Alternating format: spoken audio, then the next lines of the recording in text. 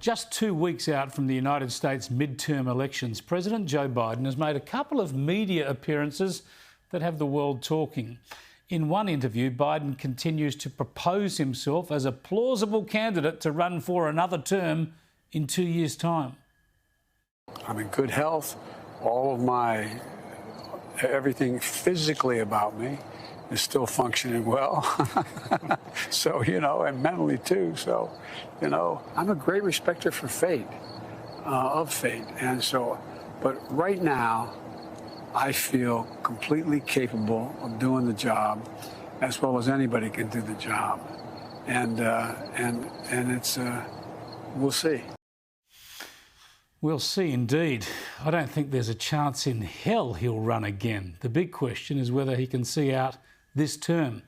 I spoke with the Hill columnist Kristin Tate and asked her whether she thinks the White House staff must have conniptions every time the president fronts the media. Yeah, every time the president opens his mouth, his entire team must just be so nervous. It's interesting, his polling tends to go up when he's not really out in front of people because he just always manages to put his foot in his mouth when he's in public talking to people. He seems to basically fall asleep during interviews and forget what he's saying. And it reminds the public that there's something wrong with this president. It might just be old age. It might be dementia. I don't know what it is, but something's not right. Yeah, it's pretty tough when the leader of the free world does best when he's hiding. I suppose he got elected effectively by sitting in his basement. But let's have a look at some of this interview he gave to MSNBC the other day. And in this pit, he's addressing the issue of whether or not people should be worried about his age. I think it's a legitimate thing to be concerned about anyone's age, including mine. I think that's totally legitimate. But I think the best way to make the judgment is to watch me. Am I slowing up? Don't have the same pace as her? And that old joke, everybody talks about the new 70s, 50s, and all that stuff. That old joke about the 70 being 50, I mean, what is this, Kristin? And are people worried about whether or not he's the man for the job anymore? Yeah, people are definitely worried about it. Even my friends who are Democrats now, I talk to them and they say, I don't know if I want Joe Biden to run again in 2024 because the guy's not fully there.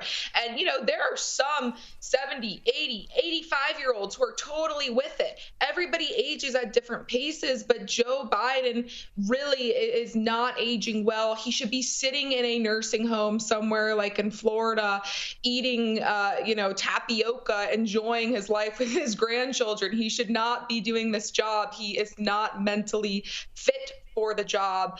But yes, people are very concerned about it. And I think we're going to start seeing some heavyweights in the Democratic Party after the midterms coming out and really aggressively trying to push him to the side ahead of 2024 because the powers that be in the Democratic Party do not want him to run. They want someone younger and more mentally fit.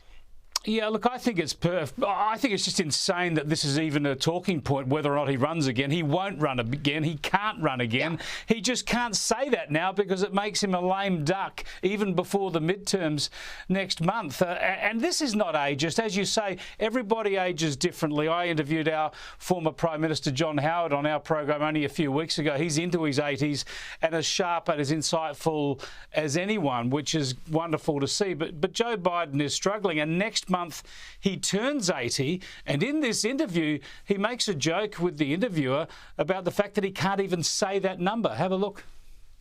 I can't even say the age I'm going to be. I can't even get it out of my mouth. I can't. I mean, I swear to God, it's like, no, come on, that can't be true. And you think I'm joking? You know I'm not joking. I know you're not joking. It's just strange. Yeah. Kristin, this must be a worry for the Democrats, given that the campaigning around the midterms is focusing so heavily on Trump and Biden. Are there concerns that will depress their vote?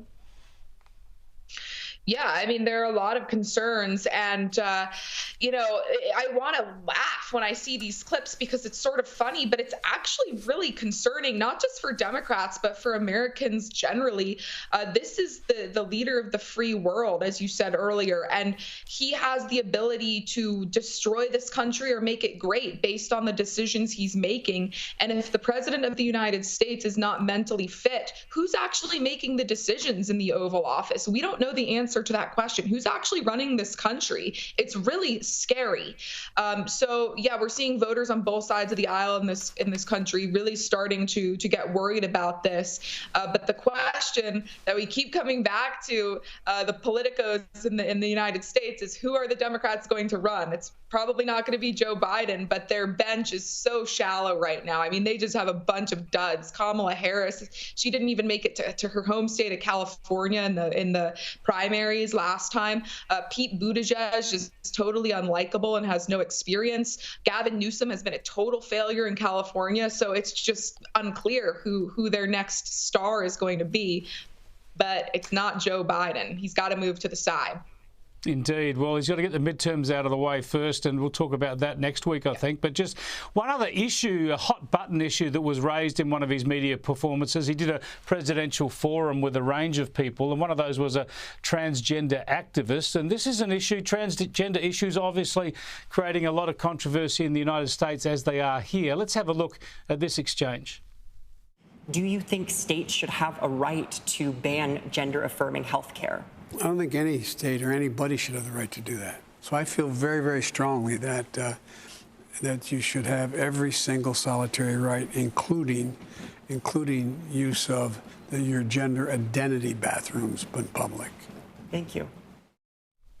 This is such a difficult argument, but people have strong views, understandably. This idea that people can use the toilets according to what gender they see themselves as, rather than considering their actual biological sex. Has that created much of a backlash in the US so far? Yeah, it's interesting. I saw a poll today, Chris, that shows 80% of Americans are against transgender surgeries for minors or any kind of transition therapy for minors. And that includes the majority of Democrats as well. But when you go on Twitter and you read the blue check marks and you read the establishment media, they're pushing hard for this. They want gender ideology in the classrooms of young children. They want to offer transition surgeries for increasingly young children.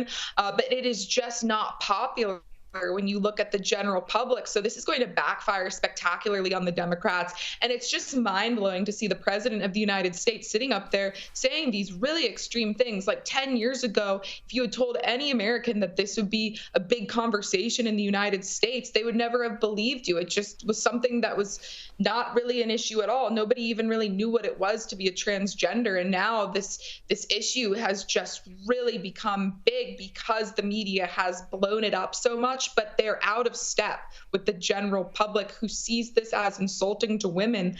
And in many cases, like, womanhood is being used as a costume. It's insulting. So I just think this will backfire on them. Kristin, good to talk to you again. Catch you next week. Always great to be with you, Chris.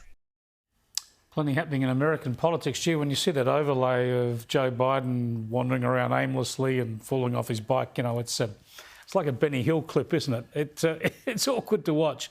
We'll keep on it and see what happens there next month.